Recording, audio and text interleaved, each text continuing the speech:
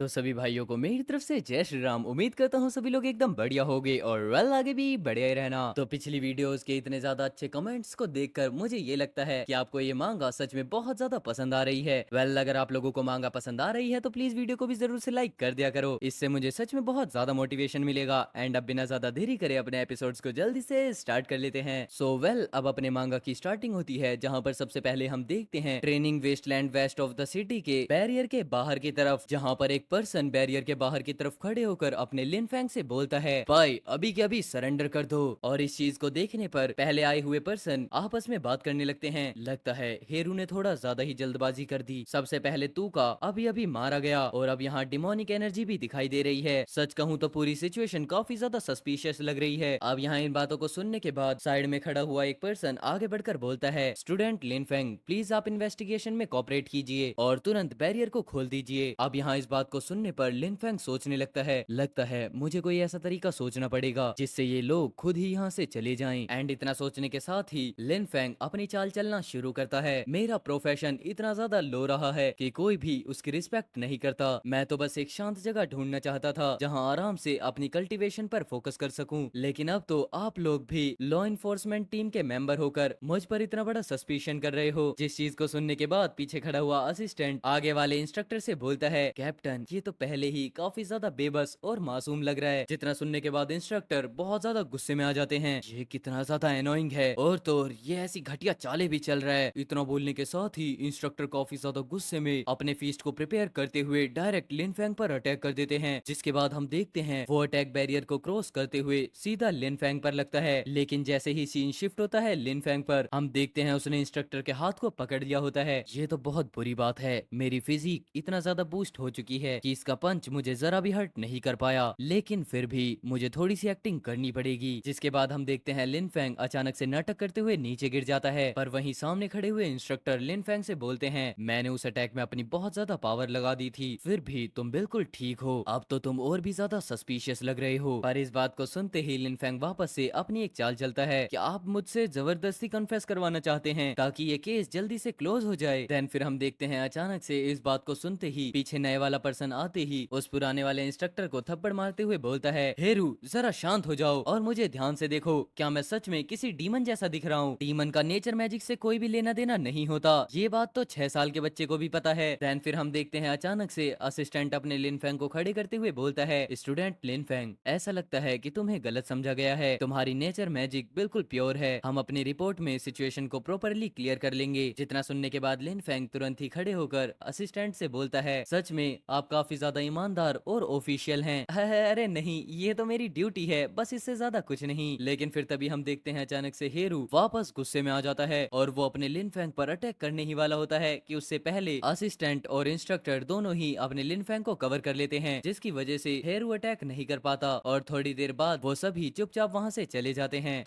कितना बड़ा झंझट है, लगता है सिर्फ फार्मिंग करते रहना अब काफी नहीं होगा, अब खुद को प्रोटेक्ट करने के लिए मुझे और भी ज्यादा स्ट्रॉन्ग बनना पड़ेगा। अब यहाँ पर अपना लिनफेंग ये सब कुछ सोच ही रहा होता है, पर तभी एक चीज उड़ते हुए लिनफेंग के सामने आती है और वो बोलती है, फ्रेशमैन लिनफेंग कल सुबह 10 बजे अकेडमी के ट्रेनिंग ग्राउंड पर रिपोर्ट करना, वहाँ फ्रेशमैन बैटल की रैंकिंग की मैचेस होंगे और उसमें हिस्सा लेना सभी के लिए मैंडेटरी है। Academic affairs office extraordinary academy. इतनी इन्फॉर्मेशन देते ही अचानक से वो चीज टूट जाती है और अपना लिनफेंग सोचने लगता है, आखिरकार एक पीसफुल लाइफ जीना इतना ज्यादा हार्ड क्यों है। खैर तभी अपना सीन शिफ्ट होता है, जहाँ पर हम देखते हैं एक लेडी और एक ऑफिसर खड़े होकर दूर से ये सभी चीजें नोटिस कर रहे होते हैं। कमाल है, इसका नेचर मैजिक सच में बेहद प्योर और काफी ज्यादा पावरफुल है। हेडमास्टर क्या ये लड़का सच में सिर्फ एक फार्मर है? नहीं, पक्का तो नहीं कह सकते, सिस्टम में इसकी registration profession spirit farm master दिखाई दे रही है। क्या बात है, नेचर लेवल 50 की महान आर्चमेज वेला, क्या तुम भी इसमें इंटरेस्ट लेने लगी हो? इतना सुनते ही वेला बोलती है, लगता है ये कोई मैच्योर्ड प्रोफेशन वाला है और ऐसा भी महसूस हो रहा है कि ये कुछ बड़ा सीक्रेट छिपा रहा है। फिर भी इसका सिर्फ नेचर मैजिक दिखाना ही काफी है ये साबित करने के लिए कि इसका डीमन से कोई लेना देना नहीं है। डीमंस कभी भी इतने प्योर नेचर मैजिक की फेक कॉपी नहीं बना सकते और यही बात उन्हें पूरे तरीके से एक्सपोज कर देती है। जितना सुनते ही हेडमास्टर बोलते हैं, बिल्कुल सही,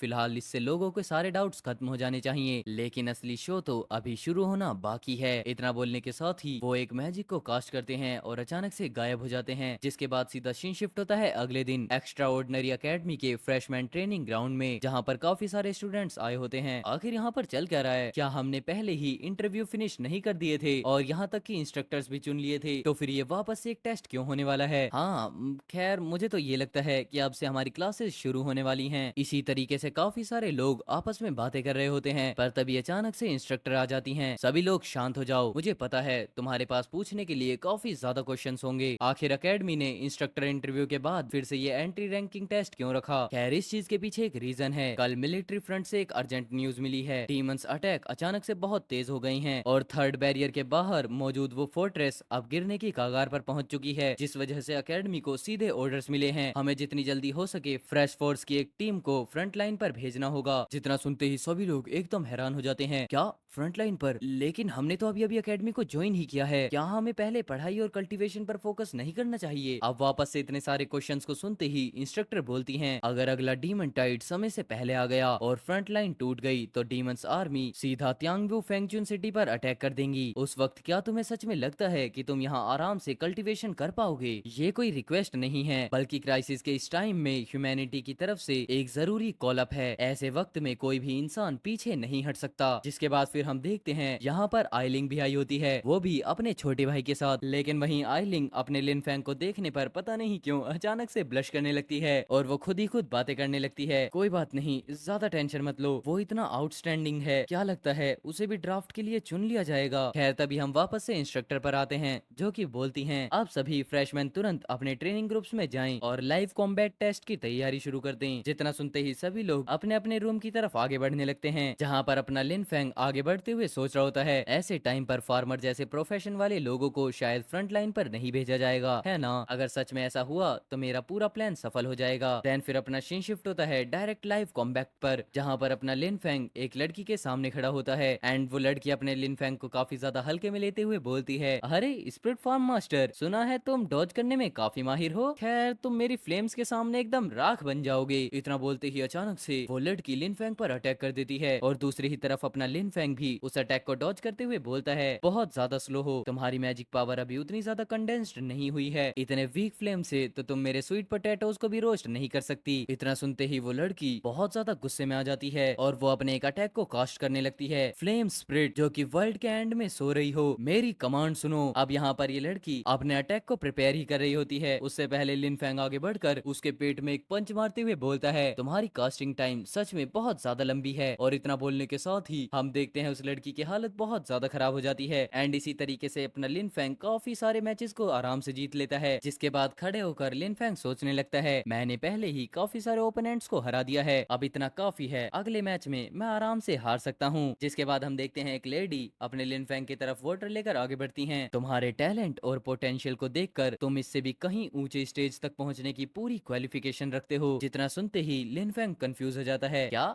हायर स्टेज? जिसके बाद फिर वेला वापस से बोलती है, क्रेडिट्स कमाओ, सभी असेसमेंट्स पास करो, फिर तुम्हें और भी एडवांस्ड सनवील एकेडमी में प्रमोट होने का मौका मिलेगा, वहां तुम्हें और भी बेहतर कल्टीवेशन टेक्निक मिलेंगी, स्ट्रॉन्ग इंस्ट्रक्टर्स होंगे और शायद लेजेंडरी वेपन या पावरफुल मैजिकल माउंट्स पाने का एक मौका भी मिलेगा। अब यहाँ पर इस ऑफर को सुनते ही अपना लिन फैंग पास्ट में हुए उस अटैक को सोचते हुए बोलता है, तुम्हारे ऑफर के लिए शुक्रिया, लेकिन मुझे इनमें से कुछ भी नहीं चाहिए। इतना सुनते ही अचानक विला बहुत ज्यादा शॉक हो जाती है, जरूरत नहीं है तो फिर बताओ आखिर तुम्हें क्या चाहिए? जिस पर अपना लिन फैंग बोलता है, मुझे बस जमीन का एक बड़ा और पहले से भी बेहतर पीस चाहिए, ताकि मैं आराम से बिना किसी परेशानी के फार्मिंग कर सकूं। एंड अब इस ऑफर को सुनने के बाद वेला बोलती है, तुम शायद मेरी बात को समझे नहीं, मेरा मतलब तुम्हारे फाइनल गोल से था, यानी उन खेतों के बाद तुम आखिर क्या करना चाहते हो? जिस पर लिन फैंग वापस से बोलता है, मैं और भी ज्यादा जमीन पर खेती करना चाहूंगा, ताकि जितने भी लोग फार्मिंग करना चाहते हैं उन सब के पास काम करने के लिए अपनी अपनी फील्ड्स हों। एंड अब लिन फैंग की बातों को सुनने पर वेला भी सोच में पड़ जाती है, और भी ज्यादा जमीन, ये तो तुम्हारी अलग ही इच्छा है, क्या ही अलग तरीके का एम्बिशियस सपना है। देन फिर तभी हम देखते हैं अचानक से हेडमास्टर भी आ जाते हैं, अगर मुझे सही से याद है तो तुम पहले ही wasteland in the west of the city को डेवलप कर रहे हो, क्या तुम नहीं कर रहे? और क्या ये तुम्हारे लिए काफी नहीं है? जिस पर अपना लिन फैंग वापस बोलता है, अरे अगर फार्मिंग की बात हो तो जितनी ज्यादा लैंड मिलेगी उतना ही ज्यादा अच्छा होगा। अब यहाँ पर अपना लिन फैंग बात कर ही रहा होता है, पर तभी अचानक से वापस अनाउंस अनाउंस हो जाता है, लिन फैंग वर्सेस अलाइंग। तो फिर चलो मैं चलता हूँ, मेरी फाइट का टाइम हो चुका है। एंड अब अपने लिन फैंग को ऐसे जाते हुए देख हेडमास्टर बोलते हैं, ये लड़का सच में बहुत सीधा साधा है, इसके मन में जरा भी लालच नहीं है। जितना सुनने पर वेला बोलती है, अगर उस बच्चे की बस इतनी सी इच्छा है तो उसे वो जमीन दे ही दो। चलो ठीक है, वैसे तुम बताओ क्या तुम उसे स्टूडेंट के तौर पर अपनाओगी? जिस पर वेला बोलती हैं, हाँ ये थोड़ा सा इंटरेस्टिंग लड़का है। इतना बोलने के साथ अपना सीन शिफ्ट होता है बैटलफील्ड में, जहाँ पर लिन फैंग अलाइंग के सामने खड़ा होता है। एंड अलाइंग अपने लिन फैंग से बोलती है, मैंने सच में ये एक्सपेक्ट नहीं किया था, मैं तुमसे फाइट करूंगी, मैं इस मैच के अंदर अपना फुल पोटेंशियल लगा दूंगी। जिस पर फिर अपना लिन फैंग हल्की स्माइल करते हुए बोलता है, क्या सच में? मैंने भी प्लान कर रखा है, मैं तुम्हें नहीं मारूंगा और सरेंडर कर दूंगा। इतना सुनते ही अलाइंग बहुत ज्यादा गुस्से में आ जाती है, क्या तुम मेरी इंसल्ट कर रहे हो? इतना बोलते ही अलाइंग अपने लिन फैंग पर अटैक करने के लिए आगे बढ़ जाती है, जहां अब अपना लिन फैंग भी बहुत ज्यादा कंफ्यूज हो जाता है और वो सोचने लगता है, सीरियसली मैच शुरू होते ही तुम तो सीधा सरेंडर करने वाले थे और अब ऐसी हरकत कर रहे हो। जहां पर हम देखते हैं अपने लिन फैंग ने अलाइंग को पकड़ लिया होता है, लेकिन दूसरे ही पल अलाइंग भी उस कैद से बाहर आ जाती है। एंड दूर खड़े हुए वेला और हेडमास्टर भी अपने लिन फैंग को देखते हुए बोलते हैं, लेवल 10 से भी नीचे का एक स्टूडेंट और उसकी मैजिक पावर इतनी ज्यादा प्योर कैसे हो सकती है? हाँ, जब मैंने इसे पहली बार देखा था तब भी मैं बिल्कुल पूरे तरीके से शॉक हो गया था। नेचर पाथ में पहले ही लेवल 30 तक पहुंच चुका इंसान भी इतनी ज्यादा प्योर मैजिक नहीं दिखा सकता। इस लड़के की फ्यूचर अचीवमेंट्स की तो कोई भी लिमिट नहीं है। सच में ऐसा टैलेंट बहुत ज्यादा रेयर होता है, अगर इसके साथ सही टीचर हो तो ये बहुत ज्यादा ऊंचाइयों तक जा सकता है। जितना सुनने पर वेला बोलती हैं, तो फिर ठीक है, मैंने फैसला कर लिया है, अब से मैं इसे अपना टीचर बनाऊंगी। जितना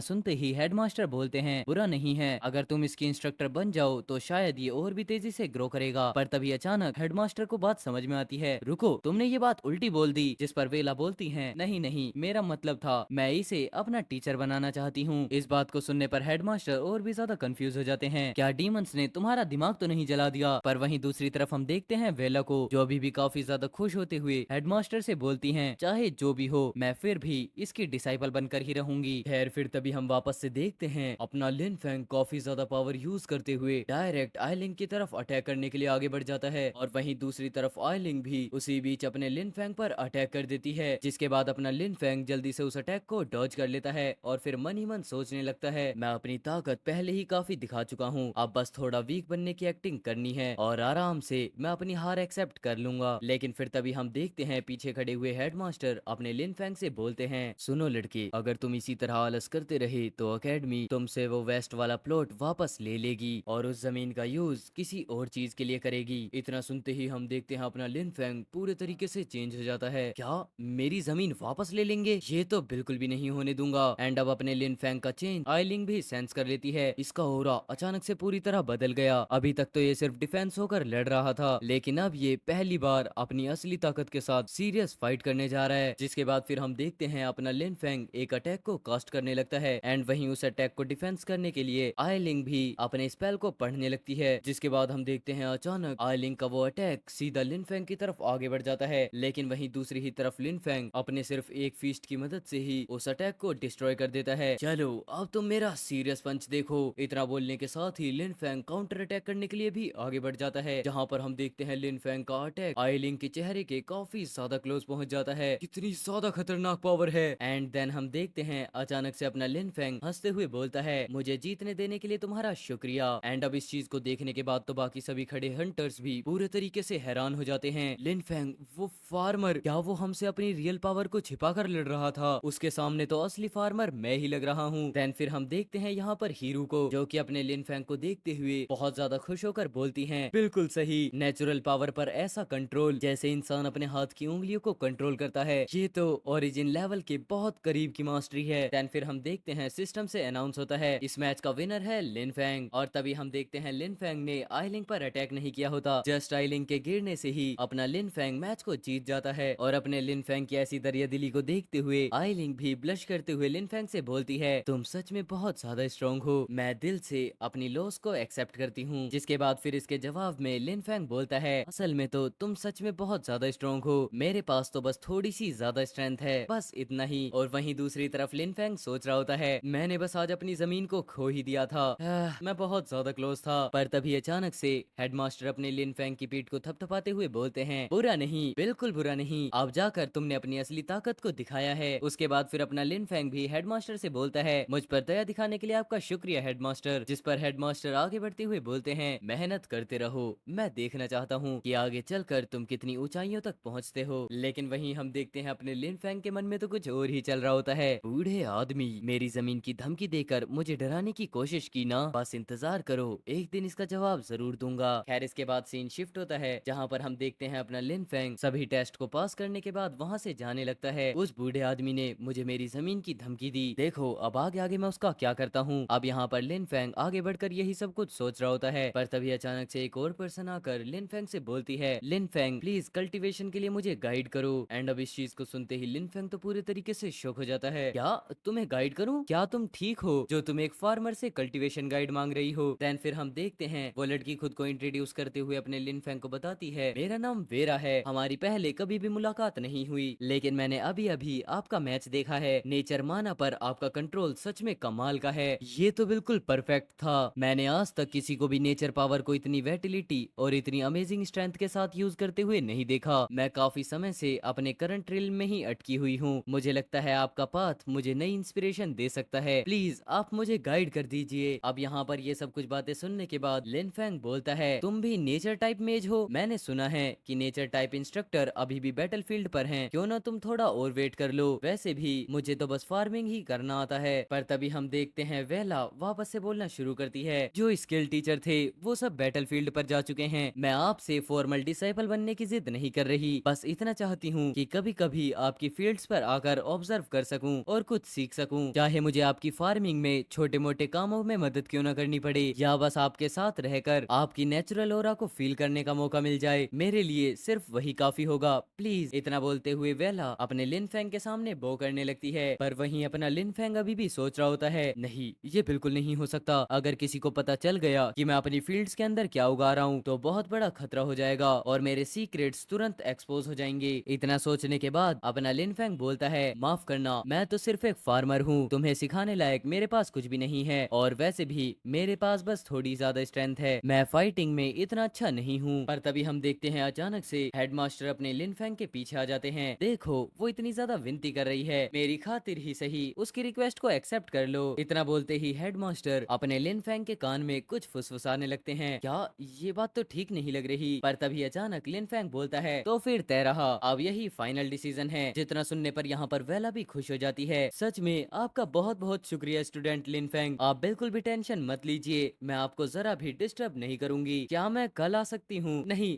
बल्कि मैं आज से ही आना चाहती हूँ। जितना सुनने पर अपना लिन फेंग थोड़ा ब्लश करते हुए बोलता है, जैसा तुम्हें ठीक लगे, वैसे भी मेरे farms west side of the city में ही हैं। फिर इसके बाद अपना सीन शिफ्ट होता है अपने लिन फेंग के फार्म के आउटसाइड में, जहाँ पर वेला सभी काम करते हुए लिन फेंग से बोल रही होती है, लिन फेंग क्या यहाँ पर कुछ और भी काम है जिसमें मैं आपकी मदद कर सकूं? और वेला को ऐसे काम करते हुए देख लिन फेंग सोचने लगता है कि वेला तो सच में काफी ज्यादा सीरियस है, लेकिन इसे किसी भी हालत में ग्रीन हाउस के अंदर उग रही क्रॉप्स को नहीं देखने दे सकता। इतना सोचने के बाद लिन फेंग वेला से बोलता है, फिलहाल फार्म के बाहर ही घूमकर आसपास का एनवायरनमेंट अच्छे से समझ लो, मैं अभी नई ब्रीड की सीडलिंग की देखभाल में बिजी हूँ। देन हम देखते हैं यहाँ पर वेला सभी क्रॉप्स को अच्छे से देखते हुए सोचने लगती है, असल में इन सभी क्रॉप्स को प्योर नेचुरल माना से उगाया गया है, ये हाई ग्रेड क्रॉप हैं जिनमें टेम्परेरी एट्रीब्यूट्स बफ भी मौजूद हैं। लिन फेंग तुम सच में मुझे और भी ज्यादा क्यूरियस कर रहे हो। देन उसके बाद हम देखते हैं पूरे 1 घंटे बाद का सीन, जहाँ पर वेला एक चीज को उठाकर उसे घूर रही होती है,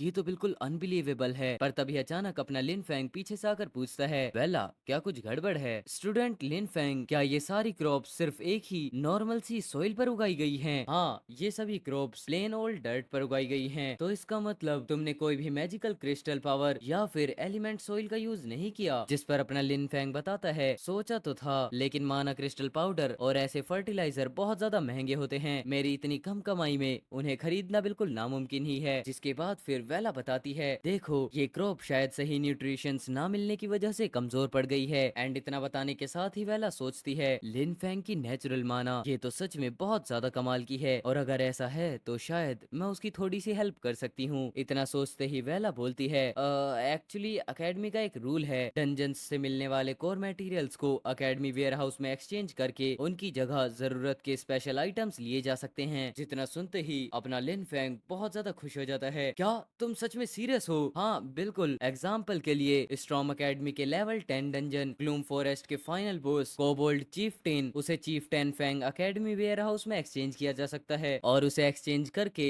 अर्थ प्लस की एक बोतल ली जा सकती है। लेकिन लेवल 10 डंजन की डिफिकल्टी काफी हाई होती है। उसे क्लियर करने के लिए आमतौर पर 5 लोगों की टीम चाहिए होती है। लेकिन हाँ, ये बात बिल्कुल सच है, पर मेरे सुनने में ये भी आया है कि एकेडमी इस तरह के रूल्स को बहुत जल्दी कैंसिल करने वाली है। जितना सुनते ही अपना लिन फैंग तो पूरे तरीके से एक्साइट हो जाता है। क्या बात है, ये तो कमाल की न्यूज है। मैं अभी इसी वक्त डंजन के लिए निकल जाता हूँ। एंड इतना बोलने के साथ लिन फैंग वहाँ से चले जाता है। जिसके बाद हम देखते हैं वेला को, जो कि लिन फैंग को ऐसे जाते हुए देख बोलती है, शायद सिर्फ एक सच्चा प्योर हार्ट वाला इंसान ही इतनी प्योर नेचुरल माना को जन्म दे सकता है। इतना बोलने के साथ अपना सीन शिफ्ट होता है लेवल 10 के डंजन शैडो डीप वुड में, जहाँ पर हम देखते हैं काफी सारी टीम्स भी आई होती हैं, पर वो अपने लिन फैंग को ऐसे जाते हुए देख आपस में बातें करने लगते हैं। अरे उस फार्मर को देखो, ये यहाँ दौड़ते हुए क्या कर रहा है, लगता है गलती से गलत जगह आ गया। अरे इसके हाथ में तो फार्मिंग वाली हो भी है, क्या ये डंजन में सब्जियां खोदने आया है? हाँ, ये तो फ्रेशमैन लिंग फैंग है। मुझे याद है ये अभी सिर्फ लेवल 8 पर है, फिर भी लेवल 10 डंजन में आने की हिम्मत कर ली। लगता है ये पूरे तरीके से पागल हो गया है। खैर फिर तभी अपना सीन शिफ्ट होता है, जहाँ पर लिन फैंग इंस्ट्रक्टर्स को अपना ऑफर लेटर देते हुए बोलता है, इंस्ट्रक्टर मैंने अप्लाई कर दिया था कि मैं शैडो डीप वुड के अंदर सोलो एंटर कर सकूं। अब यहाँ इस चीज को देखने पर इंस्ट्रक्टर्स बोलते हैं, बच्चे तुम्हारा लेवल काफी ज्यादा कम है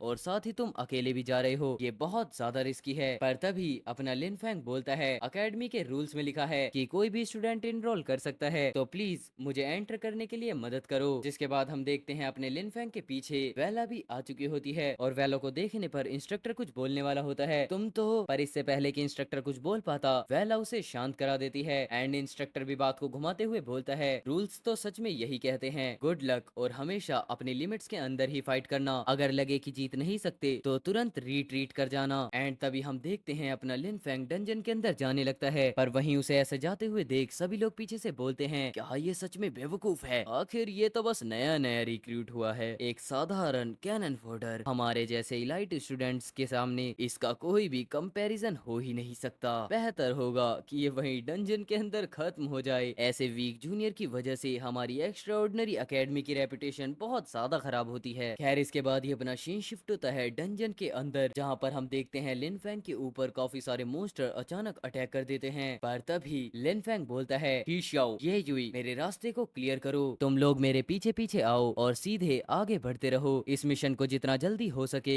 उतनी जल्दी फिनिश करते हैं। जिसके बाद हम देखते हैं यहाँ पर अनडेड आर्मी लगातार सभी मॉन्स्टर्स को किल करना शुरू कर देती है और वहीं दूसरी तरफ मॉन्स्टर्स को खत्म होने के बाद अपना लिन फैंग उन्हें आर्मी के अंदर शामिल करने लगता है। चलो अब जाग जाओ और मेरे वॉरियर्स बन जाओ। जिसके बाद हम देखते हैं छोटे छोटे कोबोल्ड्स अनडेड को, पर तभी अचानक से fallen shadow Kobold Chieftain level 12 का आ जाता है, जो कि इस डंजन का बॉस मॉन्स्टर है। पर उसको देखने पर लिन फैंग बोलता है, तो ये है फाइनल बॉस। खैर इस डंजन के अंदर इतना ज्यादा इंप्रेसिव तो कुछ भी नहीं था। चलो तुम सभी लोग अब जल्दी से जाओ और इसे खत्म कर दो। उबासियां लेते हुए अपना लिन फैंग अनडेड को ऑर्डर दे देता है। जिसके बाद हम देखते हैं दोनों अनडेड्स मिलकर उसे सिर्फ एक ही पंच के अंदर खत्म कर देते हैं और इसकी वजह से अपने लिन फैंग का लेवल 9 तक अपग्रेड हो जाता है और उसे एक चीफटेंस फैंग ऑब्टेन होता है। पर तभी सिस्टम से वापस नोटिफिकेशन आता है, समन करने लायक एक अनडेड यूनिट डिटेक्ट हुई है, लेकिन अभी तुम्हारा लेवल उतना नहीं है, जिस वजह से कोबोल्ड चीफटन को